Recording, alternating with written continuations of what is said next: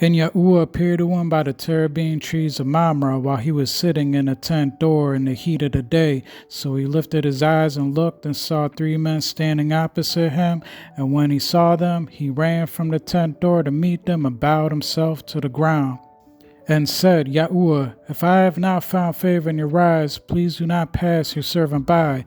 Please let a little water be brought and wash your feet and rest yourselves under the tree.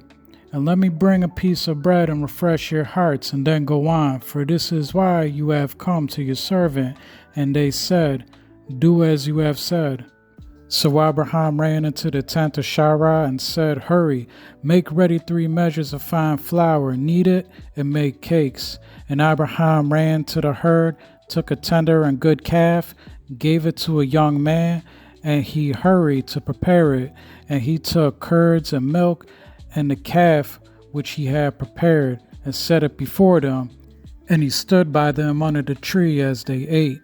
And they said to him, where is Sharah your wife? And he said, see, in the tent.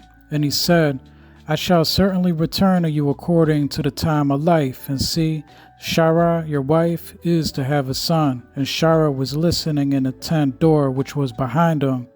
Now Abraham and Sharah were old, well advanced in years, and Sharah was past the way of woman. And Sharah laughed within herself, saying, after I have grown old, shall I have pleasure, my Adon being old too? And Yahuwah said to Abraham, why did Sharah laugh, saying, shall I truly have a child since I am old? Is any matter too hard for Yahuwah? At the appointed time I am going to return to you according to the time of life, and Sharah is to have a son.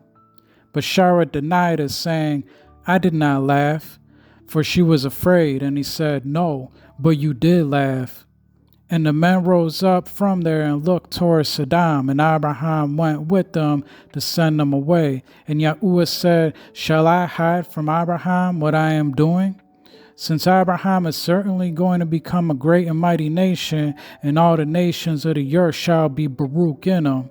For I have known him, so that he commands his children and his household after him to guard the way of Yahuwah, to do righteousness and right ruling, so that Yahuwah brings to Abraham what he has spoken to him. And Yahuwah said, because of the outcry against Sadam and Amurah is great, and because their transgression is very heavy, I am going down now to see whether they have done altogether according to the outcry against it that has come to me, and if not, I know. So the men turned away from there and went towards Sadam, but Yahuwah still stood before Abraham, and Abraham drew near and said, would you also destroy the righteous with the wrong? Suppose there are 50 righteous within the city, would you also destroy the place and not spare for the 50 righteous that were in it? Far be it from you to act in this way, to slay the righteous with the wrong, so that the righteous should be as the wrong. Far be it from you. Does the judge of all the earth not do right? And Yahuwah said, if I find in Sadam 50 righteous within the city, then I shall spare all the place for their sakes. And Abraham answered and said, look, please, I, who am but dust and ashes, have taken it upon myself to speak to Yahuwah. Suppose there are 5 less than 50 righteous. Would you destroy all of the city for the lack of 5? And he said, if I find there 45, I do not destroy it. And he spoke to him yet again and said, suppose there are found 40.